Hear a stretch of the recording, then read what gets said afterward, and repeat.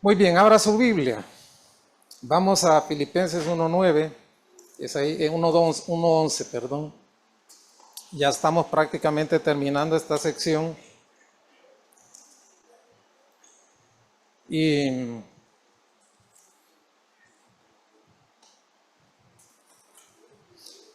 nos dice ese verso.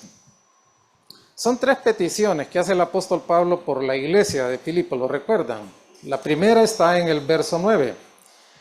Que el amor abunde más y más. El amor de Dios sea superabundante. Ese es el término en realidad que aparece ahí. En el corazón de cada uno de los hermanos de esa iglesia. Con un objetivo, aprender a escoger lo mejor. La segunda petición está en el verso 11. A fin de que seáis que sinceros e irreprensibles para el día de Cristo. Para nosotros los creyentes la vida terrenal es un entrenamiento para la eternidad. Nos estamos preparando para la eternidad.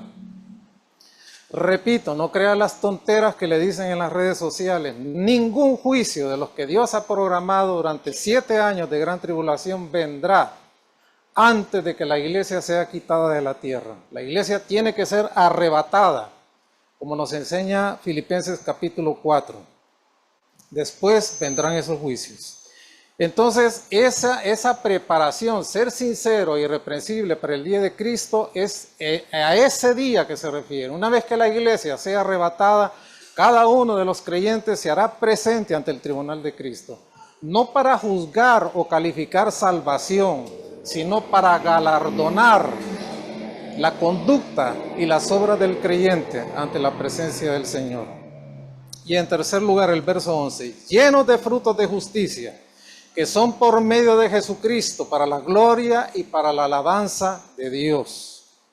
La única manera de visualizar una conversión genuina es a través de los frutos que proyecta, en su carácter, en su conducta, en su forma de hablar, en su manera de proceder, en la vida privada y en la vida pública.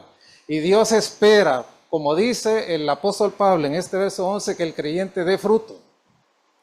El creyente no puede ser puras hojas nada más, tiene que dar fruto, está obligado a dar fruto, es la naturaleza del creyente producir buenos frutos y que se vean, que sean visibles. No basta con llenarse la boca y decir yo soy creyente y voy a la iglesia, X o Y o Z. Tiene que exhibir frutos de justicia diariamente, las 24 horas del día en su vida. Y leemos San Juan 15, versos 4 y 7. En relación con esta petición. 1 Juan capítulo 15, verso 4. Básicamente el 4. Permaneced en mí y yo en vosotros. Como el pámpano no puede llevar fruto por sí mismo si no permanece en la vid. Así tampoco vosotros, si no permanecéis en mí. Hablábamos el domingo pasado que la única manera de poder proyectar fruto en la vida del creyente es estar apegado a Cristo. ¿Quiere usted ser íntegro? Llévese con íntegros. ¿Sí o no? ¿Quiere ser usted honesto? Llévese con personas honestas. ¿No quiere usted caer en la chismografía? Llévese con creyentes que no son propensos a eso. Algo se pega, algo se comunica, ¿sí o no? En Cristo reside la vida misma de Dios. Y el único que puede reproducir el carácter cristiano en nosotros es estar pegados a Cristo. Como el pámpano está pegado a la vid. Por estar pegado a la vid es que el pámpano puede cargar fruto. Si el pámpano se arranca y se separa de la vid, de la guía de la vid, no puede dar fruto. Entonces la vida para el creyente se comunica solo a través de Cristo. Tenemos que estar constantemente en contacto con Él. La clave en la vida de Cristo era su apego a Dios.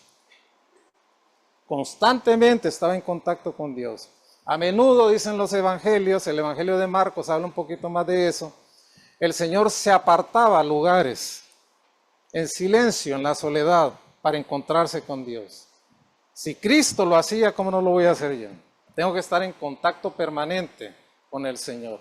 Y no se trata de una experiencia mística, se trata de estar pegado a Cristo a través de la oración, de la palabra, del testimonio de vida diaria.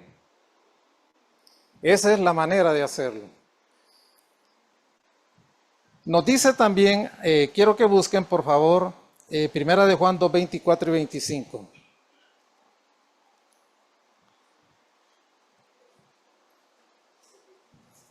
2, 24 y 25.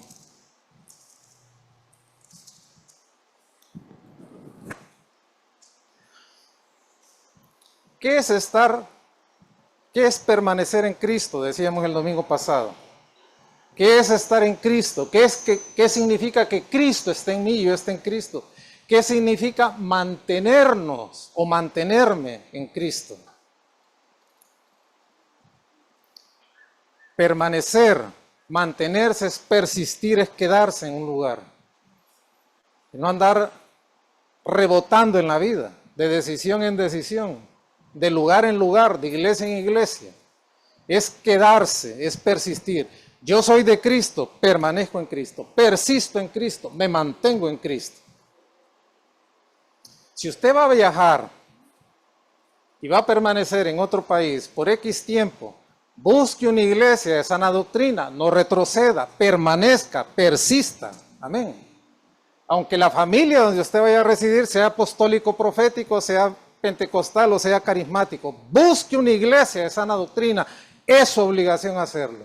No retroceda, porque si usted se va y después de un tiempo regresa, ya viene con aquellas cosas encima. ¿Verdad?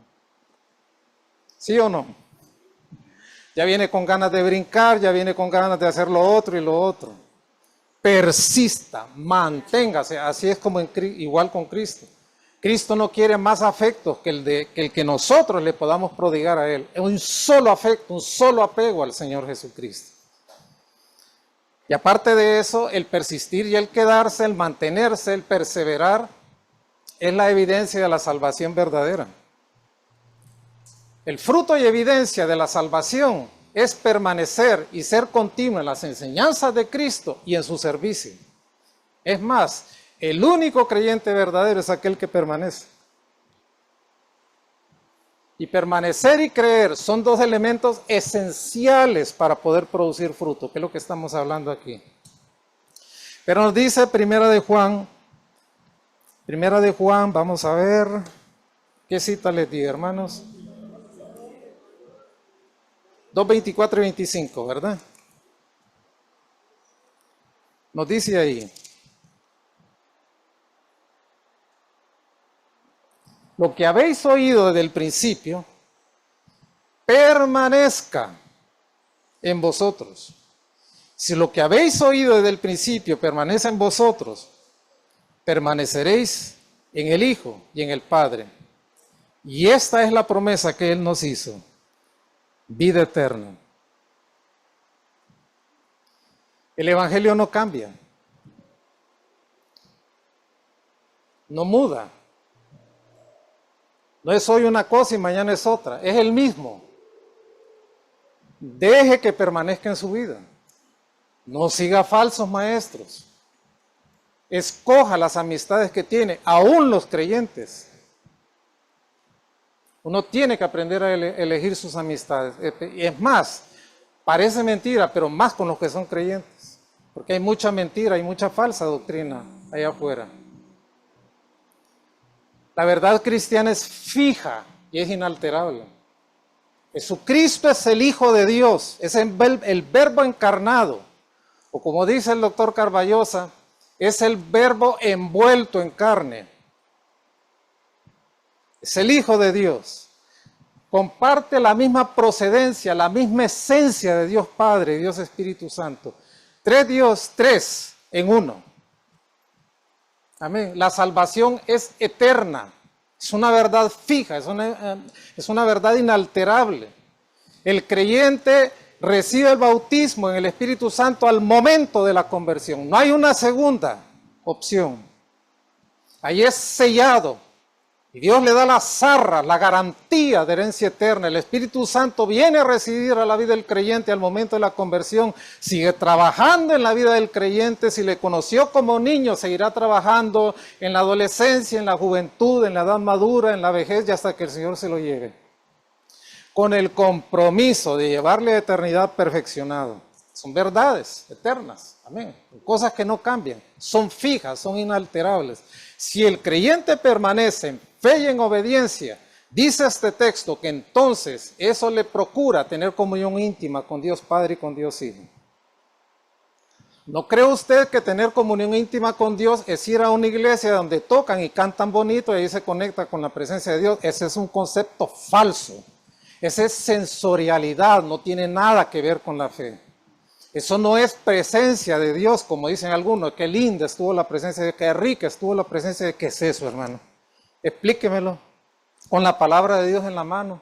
¿Sabes cómo puedes tener comunión con Dios íntima, verdaderamente, y con su Hijo Jesucristo? Obedece al Señor, permanece en el Señor, lee la palabra de Dios, ora, ten tu tiempo de comunión con Dios, testifica a otros de tu fe. Eso es tener comunión íntima con Dios. Amén.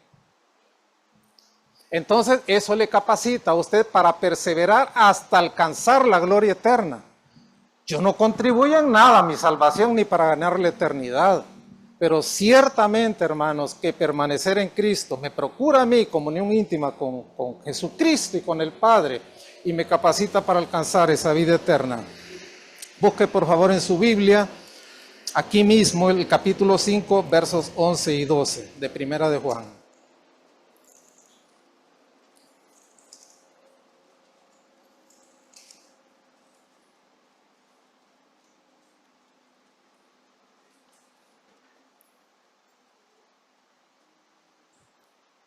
Y este es el testimonio que Dios nos ha dado. Es una realidad efectuada en un pasado y que tiene consecuencias todavía para nosotros hasta alcanzar eternidad. Dios nos ha dado, ya es un hecho consumado. Dios nos ha dado ¿qué? Vida eterna, y esta vida está en su Hijo. El que tiene al Hijo, tiene la vida. El que no tiene al Hijo de Dios, no tiene la vida.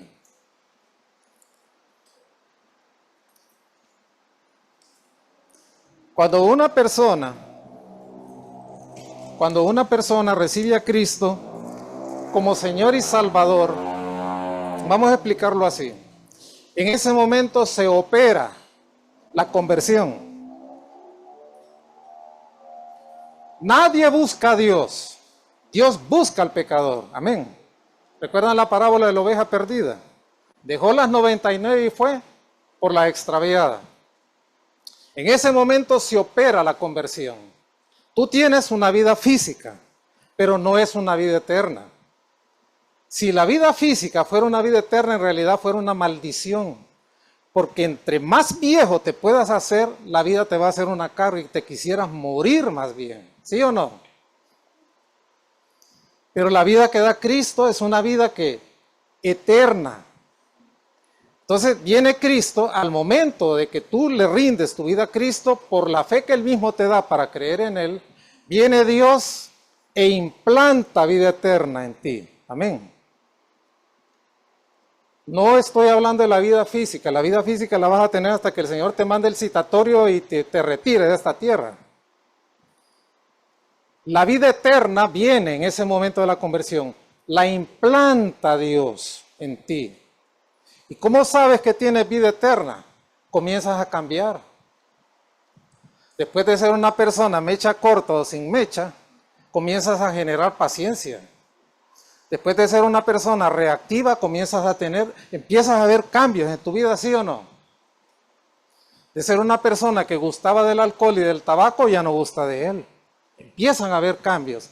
Esas son como primicias de la vida eterna. Pero una vez la vida física se va a terminar y la vida eterna queda completa y comienza a manifestarse como es Cristo. Cuando partas a la eternidad. ¿Se entiende el concepto? Así es vida eterna. Cristo es el revelador de Dios. Si yo quiero acercarme a Dios, necesito a alguien que conozca a Dios y que me lleve a Él. Y el único que conoce a Dios y me puede llevar a Dios es Jesucristo. Cristo es el gran revelador del Padre. Por eso dijo el Señor en los Evangelios, el que me ha visto a mí, ha visto al Padre. Amén. Regresemos al texto de San Juan 15:4.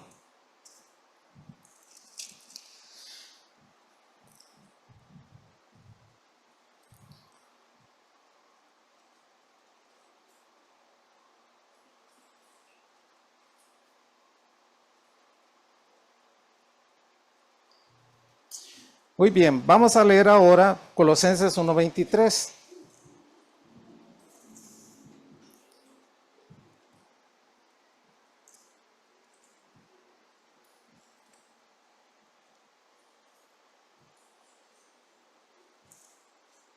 ¿Trajeron Biblia, hermanos?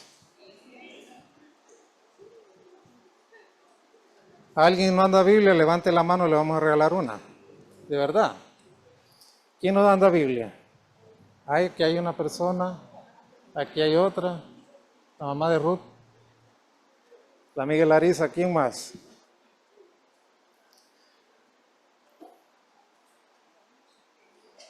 Guadí también no tiene Biblia, aquí hay 3, alcen la mano, hermanos, por favor, para que lo ubiquen.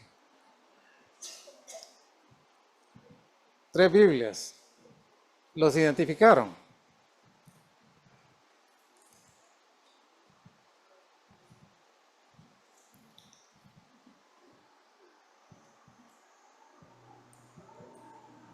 Colosenses 1:23, ¿verdad? ¿Lo tienen? Si en verdad permanecéis fundados y firmes en la fe, mire, aquí está la persistencia, el permanecer. Si en verdad permanecéis fundados y firmes en la fe y sin moveros de la esperanza del Evangelio que habéis oído, el cual se predica en toda la creación que está debajo del cielo. Todo aquel que ha sido reconciliado, ¿cuántos han sido reconciliados con Dios? ¿O hay enemigos de Dios aquí todavía? Los va a consumir fuego del cielo. Estamos hablando de nacidos de nuevo, ¿verdad? Todo aquel que ha sido reconciliado con Dios permanece en fe y en obediencia. ¿Ah? Y aparte de haber sido declarado justo, ha sido hecho una nueva criatura, con una nueva disposición para amar a Dios, para aborrecer el pecado y desear la obediencia, cosas que son imposibles antes de conocer a Cristo. Y en lugar de desertar, de hacerse humo del Evangelio que han escuchado, permanecen sólidos en el único fundamento que es el Señor Jesucristo. Fieles a la gracia que los capacita para andar en la vida cristiana. Mire usted lo que nos dice Filipenses 1:6.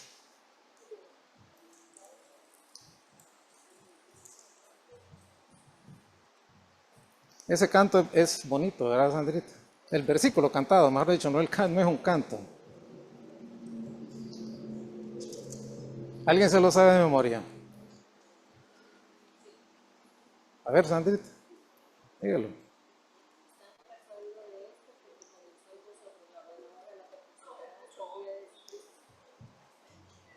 No se escucha, dice la hermana Cristina. No, pero yo sí lo escuché. Doy testimonio que lo dijo. Sí.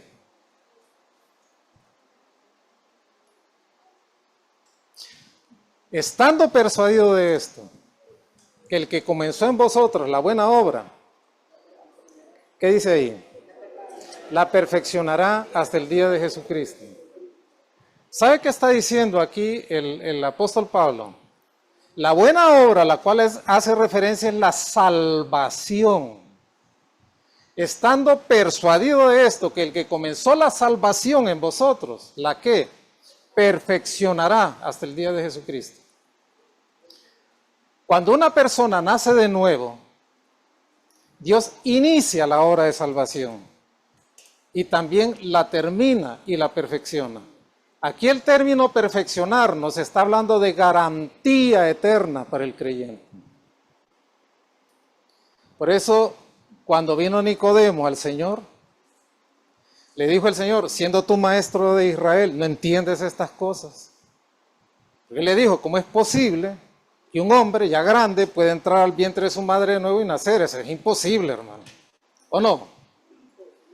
Como dice el doctor Carballosa, de igual manera ocurre con el nuevo nacimiento. Una vez que tú naces de nuevo, no puedes volver a la matriz y volver a nacer. Eso es lo que le está diciendo el apóstol Pablo ahí. Una vez que el creyente nace de nuevo, no queda más camino que perfeccionar esa salvación y terminarla.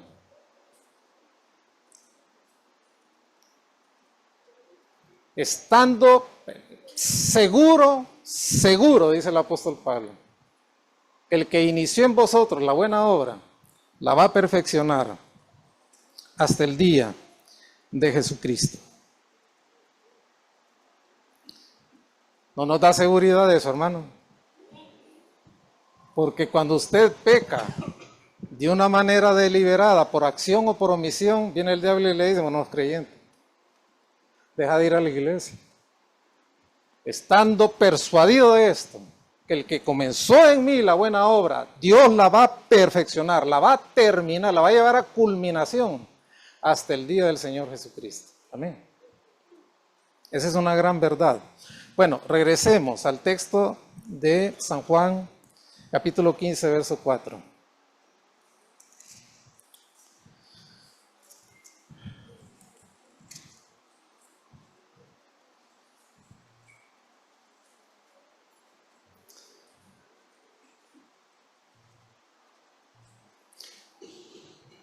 Leo de nuevo el texto. Permaneced en mí y yo en vosotros. Como el pámpano no puede llevar fruto por sí mismo, si no permanece en la vid, así tampoco vosotros, si no permanecéis en mí. Vaya usted a Mateo, capítulo 24, verso 13.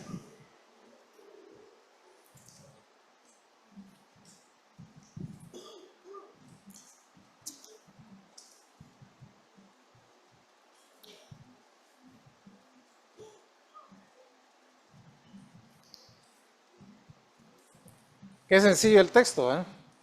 Mas el que perseverare hasta el fin, ese será salvo. Entonces dice usted, bueno, aquí dice que la salvación se pierde. El capítulo 24 de Mateo y el 25 son capítulos enteramente judíos. El capítulo 24 nos habla de los eventos de la gran tribulación, ya cuando la iglesia no está en la tierra. Pero alguien puede decirme, pero en el capítulo 24 de Mateo dice que uno será tomado y el otro será dejado. O sea que el arrebatamiento ocurre después de la gran tribulación, no está hablando de eso. Está hablando de la condición del pueblo judío durante la gran tribulación, bajo condiciones particulares del pueblo judío. Los que perseveran, según este texto, son los mismos que se salvan. Y no aquellos cuyo el corazón se les hace pedazo de hielo, que ni el picahielo les entra para romperlos. Hay creyentes que esa pandemia los dejó más fríos. El Polo Norte, hermanos. No les entra ni el picahielo, nada, nadie los quiebra. Se enfriaron por completo. Mire lo que nos dice al respecto el verso 12 de este mismo capítulo, el anterior. Y por haberse multiplicado la maldad, ¿qué dice? El amor de muchos se enfriará. Pero dice aquí que el que perseverará hasta el fin será salvo. Y dice el mismo capítulo 24 de Mateo, que si los días no fueran acortados, nadie sería salvo. No diga que es que la Tierra ahora está rotando más rápido, ¿verdad? Son milésimas, pero que esas milésimas en 24 horas alcanzan casi una hora.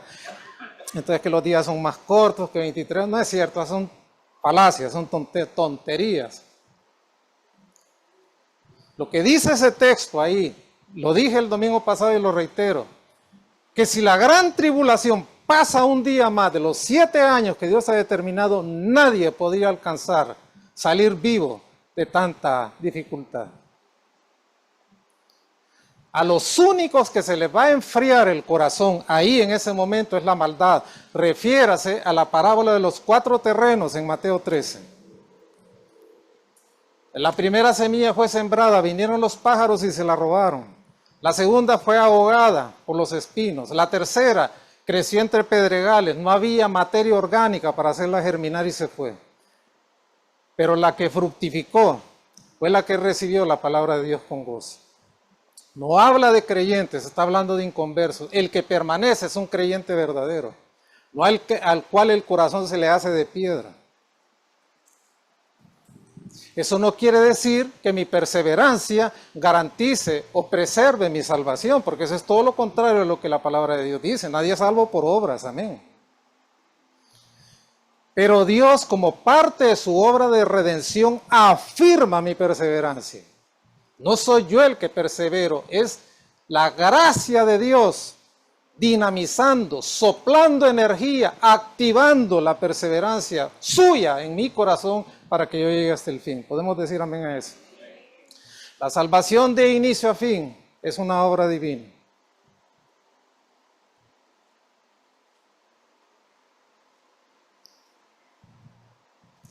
La base de mi perseverancia se encuentra en la promesa del nuevo pacto. Mire usted lo que nos dice Jeremías 32:40. ¿Quiere saber dónde está escrito el nuevo pacto de los 3 pactos eternos que Dios ha hecho? Vea usted lo que nos dice Jeremías 34:40. Ahí está la descripción y más. 32:40, perdón.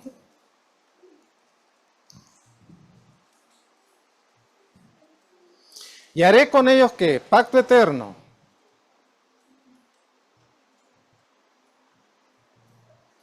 que no me volveré de hacerles bien, y pondré mi temor en el corazón de ellos, subraya lo que sigue, para que no se aparten de mí. Gloria a Dios, seguridad eterna, amén. Ay, hermanos, si la salvación dependiera de nosotros, con solo el insulto que le hizo al taxista antes de entrar aquí, porque no lo dejó entrar, evaporado completamente. Fuera. No hay más. Gloria a Dios por eso. Regresemos al texto de Mateo 24:13.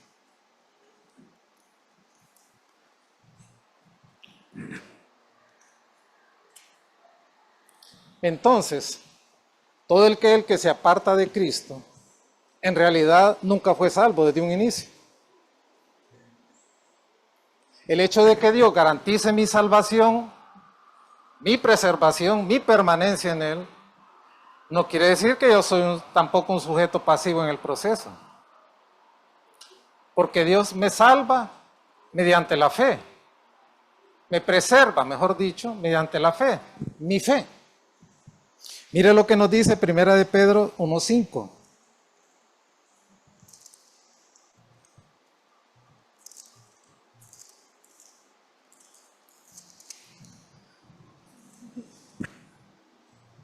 Ya están saliendo las moscas, hermanos, no se asusten, ¿verdad? Son parte del paisaje del verano.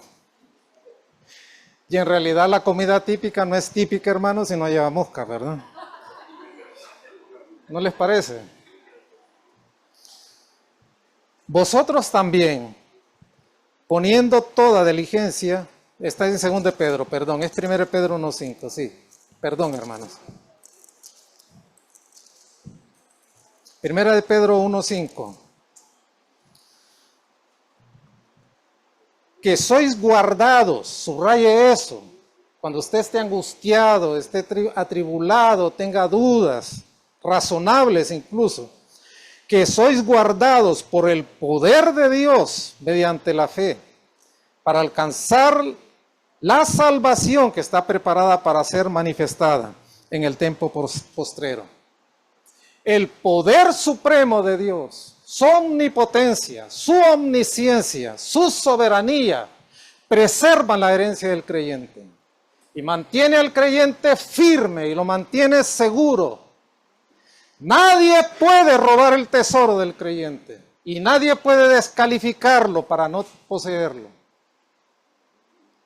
Mi fe es mi reacción a la elección de Dios.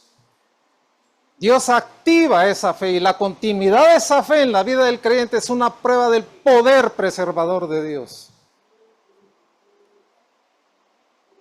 Dios le infunde energía a esa fe al momento de la conversión y la preserva hasta el fin. Es una fe permanente, es una fe que nunca muere. Podemos decir amén a eso. Por eso la muerte para el creyente solo es el paso a la eternidad, es el impulso a la eternidad. Por eso cuando a usted le den un diagnóstico de muerte, un diagnóstico que le quiebre la vida, su seguridad en Dios, nadie se la puede quitar. He visto personas que han partido de la tierra sin Cristo en una angustia y en un dolor terrible, pero he visto creyentes cerrar sus ojos y ir a la eternidad en paz.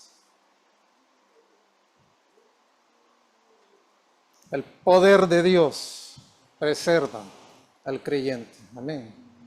Y podemos superar cualquier dificultad en esta vida, cualquier quebranto, cualquier traición, cualquier mentira. Podemos superarla. El poder de Dios nos preserva. Amén. Es la verdad. Que sois guardados por el poder de Dios mediante la fe para alcanzar la salvación que está preparada para ser manifestada en el tiempo postrero. Nos dice Mateo 24:13, mas el que persevere hasta el fin, éste será salvo. La palabra de Dios, hermanos, también está llena de advertencias y de súplicas. En toda la palabra de Dios la encuentra. Por eso la mayoría de los creyentes que van a iglesias donde no se predica el evangelio, todos los mensajes se centran en el alma, en aspectos psicológicos, para guardar seguridades terrenales. En realidad no leen la palabra de Dios y casi todos esos mensajes están basados en salmos o en proverbios.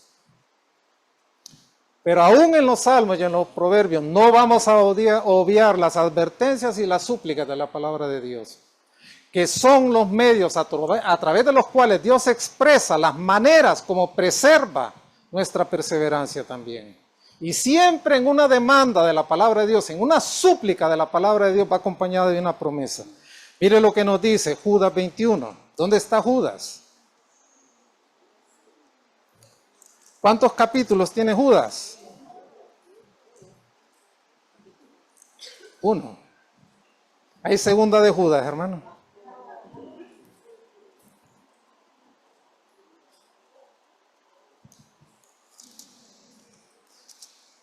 Judas fue escrita por Santiago, el hermano carnal del Señor. Qué hermoso, ¿verdad? Y me encanta cómo le dice, mire lo que dice Judas aquí en el capítulo 1. Judas, siervo de Jesucristo, hermano de Jacobo, a los llamados, santificados en Dios Padre, guardados por Jesucristo. Mire Judas 21, ¿qué dice? Allá hay dos exhortaciones. Conservaos en el amor de Dios, esperando la misericordia de nuestro Señor Jesucristo para vida eterna. Conservarse y esperar. Son dos demandas, ¿o no? Pero mire la promesa en el verso 24. Y aquel que es poderoso, ¿para qué? Guardarte sin caída. ¿Y qué? Sin mancha. Delante de su gloria con gran alegría. Y termino con el 25.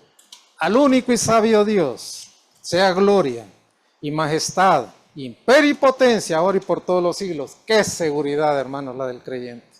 Amén. Nadie la puede quitar. Nadie puede robar el tesoro del creyente. Nadie lo puede descalificar para no tener ese tesoro. El poder preservador de Dios está totalmente a nuestro favor. Muy bien. También, el segundo elemento, según San Juan capítulo 15, para mantenernos en Cristo, no solamente es estar en comunión íntima con el Señor como lo hemos visto, sino también alimentarse de su palabra. Mire lo que dice el verso 7 de San Juan 15. Si permanecéis en mí y mis palabras permanecen en vosotros, pedid todo lo que queréis y os será hecho. Pero mire la condicionante, permanecer. El creyente verdadero obedece los mandatos de Dios porque se somete a la palabra de Dios, no la cuestiona. Y por ese compromiso que tiene con la palabra de Dios, entonces, esto se proyecta en oraciones fructíferas y oraciones que muestran la gloria de Dios porque son respuestas de Dios, ¿sí o no? Bueno, muchos de ustedes dicen, qué fácil, el Señor le responde a la hermana, ¿eh? Y a mí no. Bueno, puede ser que a usted no le responda ahorita y le responda después, pero examine un poco la vida del creyente que es fructífero. Es una persona piadosa, amén, una persona comprometida con Dios. No es que Dios tenga hijos predilectos, pero la obediencia atrae la bendición de Dios, ¿o no? Y se ven las evidencias, ¿verdad? ¿No se han fijado que hay hermanos que buscan a ciertos hermanos en específico cuando están hasta aquí para que oren por ellos? No el pastor, ¿verdad? Porque el pastor tiene la obligación de orar por todos, y si no lo hace, ¿verdad? Porque esa es su tarea. Pero hay ciertas personas que usted busca porque mira en ellos algo de Dios que le lleva a confiarle una necesidad de oración porque sabe que Dios le va a responder. En esa vida hay obediencia, hay permanencia.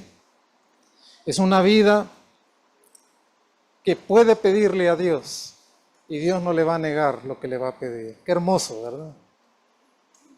Hermoso.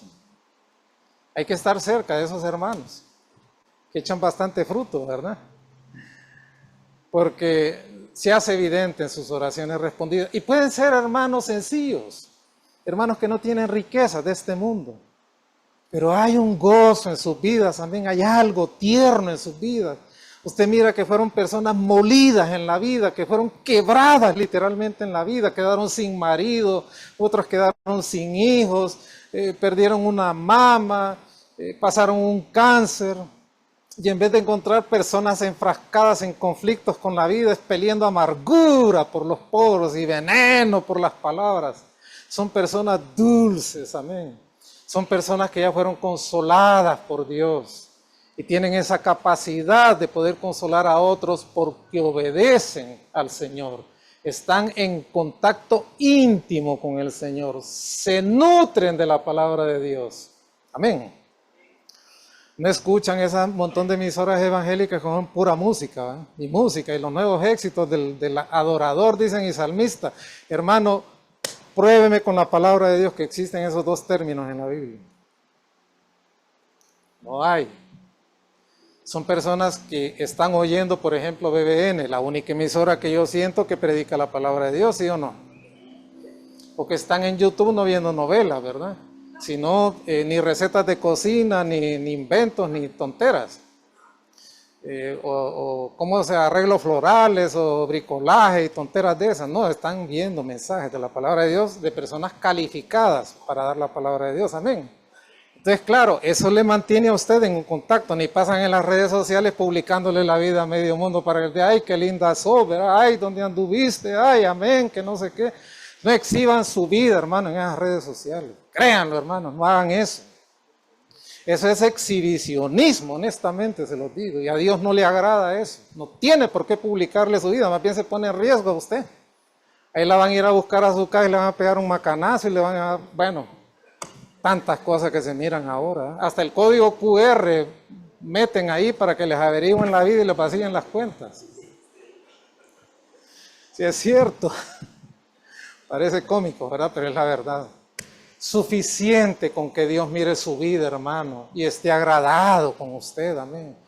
Solo exhíbale su vida a Cristo. Pon en oración la vida de sus seres queridos, de sus hijos, de su esposa, de su esposo, de sus nietos, amén. Esa debe ser la única red social que usted debe tener con el Padre Celestial, amén. No ande exhibiendo los éxitos suyos ni los de sus hijos, porque eso despierta envidias, despierta amargura, despierta los sentimientos más sucios de los corazones de los hombres. ¿Sí o no?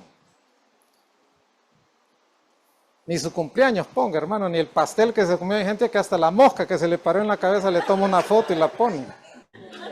No puede ser. Yo estoy en contra de eso, perdón, hermano, pero yo no. Yo tengo ese Facebook, solo las cosas de la iglesia publico. Ustedes los miran y lo que yo escribo es lo que pongo. Ni fotos mías ni de mi familia. No me interesa que la gente conozca mi vida. Amén. Suficiente con que Dios la conozca. Es suficiente, nada más. ¿Verdad? Incluso las redes sociales de la iglesia deben usarlas por eso, para despertar envidias o celos o logros ministeriales. Nada de eso debe de verse. La gloria debe ser para Dios nada más. Así debe de ser. Bueno, busque usted este pasaje precioso de San Juan 14:6.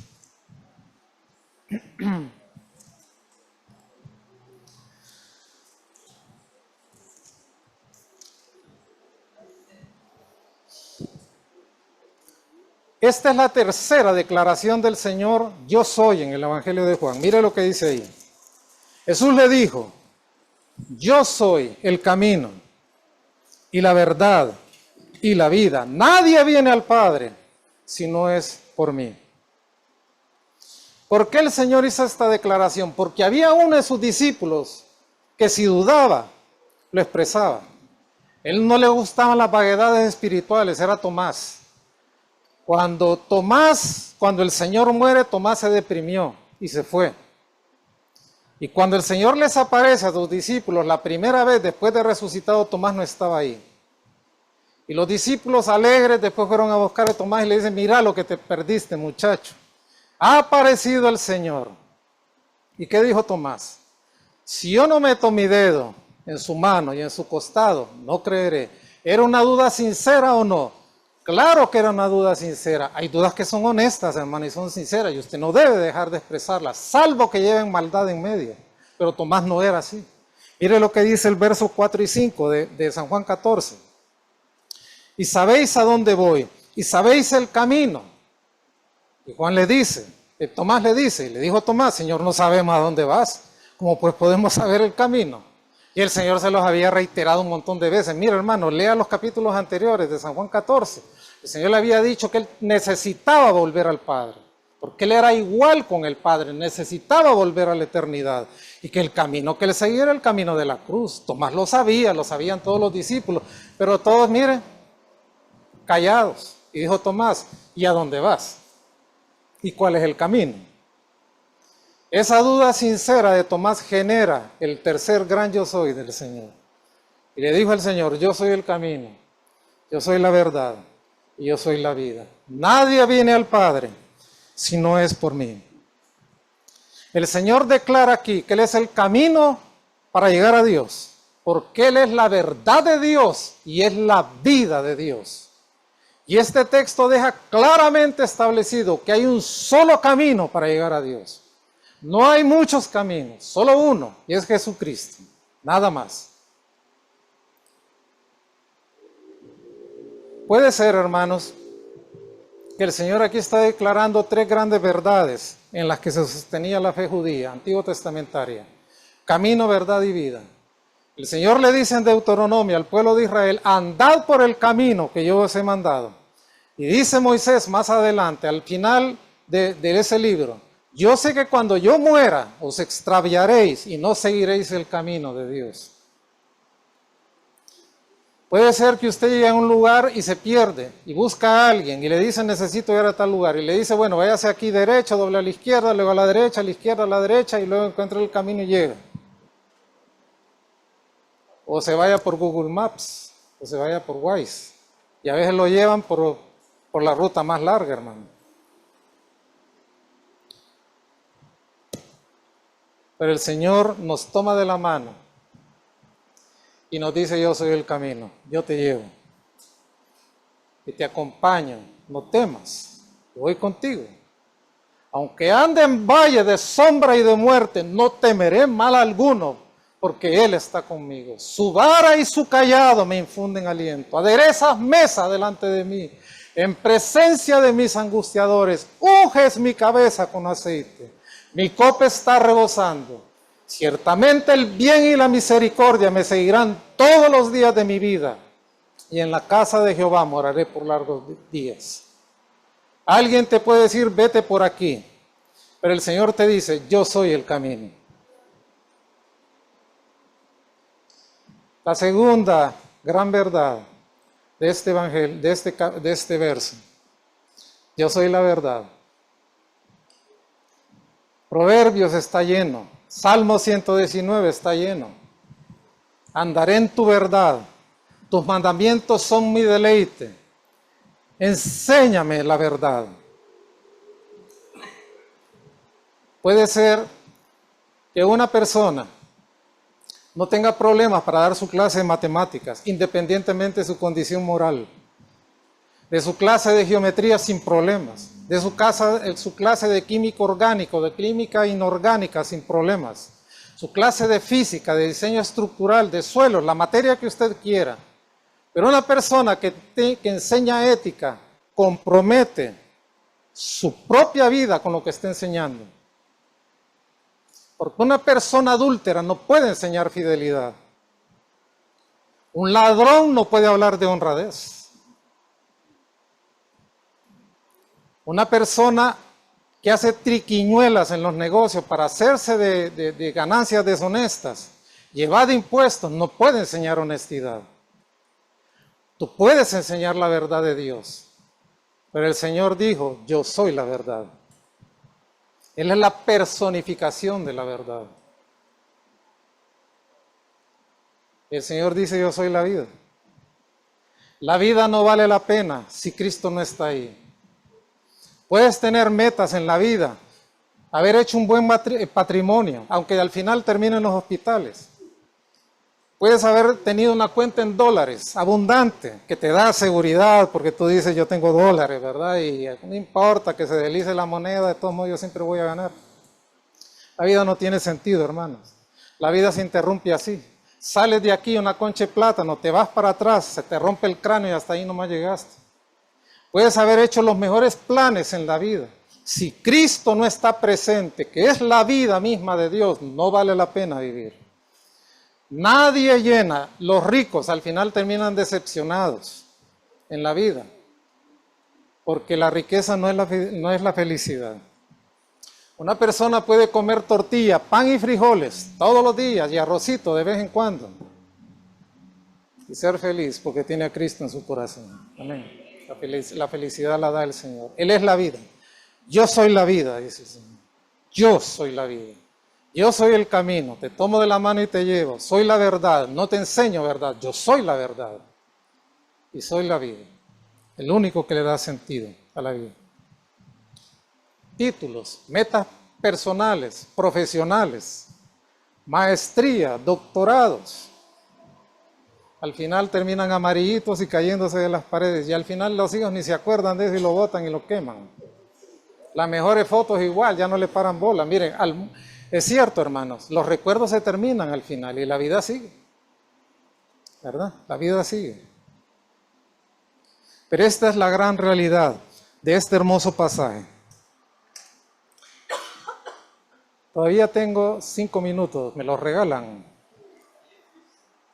No, 10 no, porque vienen los niños a... Bueno, vaya, vamos a San Juan 1:14, ahí mismo.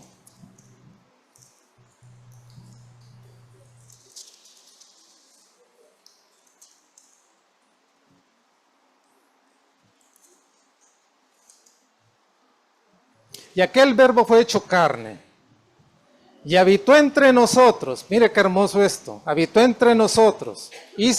Literalmente hizo su tabernáculo entre nosotros, su tienda entre nosotros. Perdón. Y vimos su gloria. Lo está diciendo Juan, que estuvo en el monte de la Transfiguración. ¿Lo recuerdan? Vimos su gloria. Gloria como la del unigénito del Padre.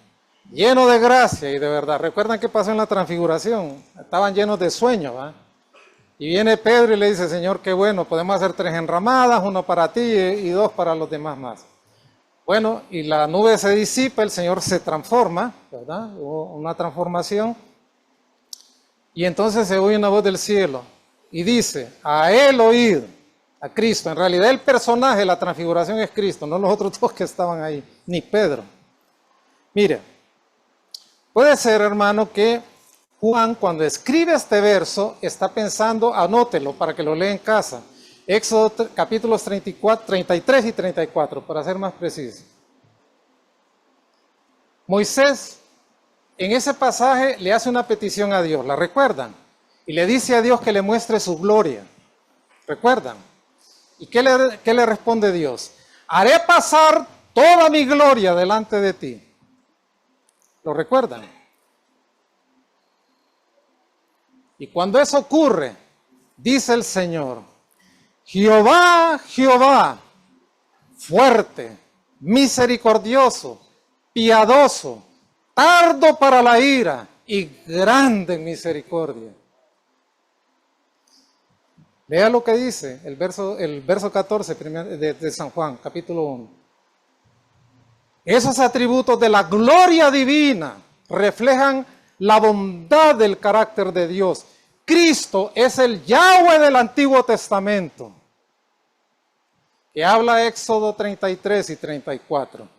Y cuando Cristo establece su tabernáculo entre los hombres, nace de una virgen, por acción y poder del Espíritu Santo de Dios. Muestra estos atributos. Jehová, Jehová, fuerte, misericordioso, piadoso, tardo para la ira, grande en misericordia y bondad. Ese es el gran Salvador que tenemos. Por eso el Señor dice, yo soy el camino, soy la verdad y soy la vida. Soy el camino porque soy la verdad de Dios y también porque soy la vida de Dios. Amén. Hasta aquí llegamos por hoy. Ojalá puedan seguir viniendo. Exhorto, repito, no sea como las chorchas que van de rama en rama. Un día aparecen, otro día no aparecen. Igual los orzales son igual. Todos los pájaros brincan de rama en rama. Esté permanente en Cristo, permanente en la casa de Dios. Venga todos los domingos, no le robe el domingo al Señor, porque el domingo es el día del Señor, amén. Y Él lo ha diseñado para que usted descanse en Él y venga a la congregación y escuche su palabra. Y después váyase a su casa a roncar si quiere, pero no se le olvide lo que escuchó en la iglesia. O váyase a los moles o al café, también, ¿verdad? Bueno, puestos en pie, hermanos, vamos a orar.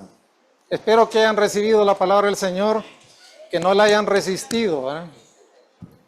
Que no la hayan resistido en sus corazones, seamos dóciles a la palabra de Dios. Oremos. Amado Padre, te damos gracias por la exhortación que recibimos en tu palabra, en Filipenses 1:11. Entre las peticiones del apóstol Pablo estaba su deseo que los filipenses estuvieran llenos de frutos de justicia. Y para ser fructíferos, Padre, tenemos que estar apegados a la vid y tenemos también que nutrirnos de la palabra de Dios, que son elementos esenciales para poder producir frutos. Gracias, Padre, por todo lo aprendido. Una vez más, rogamos tu consuelo sobre Mauro y su familia, Padre. Y sobre todos aquellos hermanos que están padeciendo alguna tribulación, alguna apretura económica, alguna necesidad de salud por ellos o por algún familiar. Sé propicio a ellos, Padre. Respóndeles, mi buen Dios. Cualquier corazón que esté desanimado, anímalo, Padre. Energiza esos corazones. Pon ánimo de Dios en ellos, Padre, para que puedan seguirte, puedan congregarse, puedan servirte. Así oramos, confiando en ti, en el bendito nombre de Jesús. Amén y amén.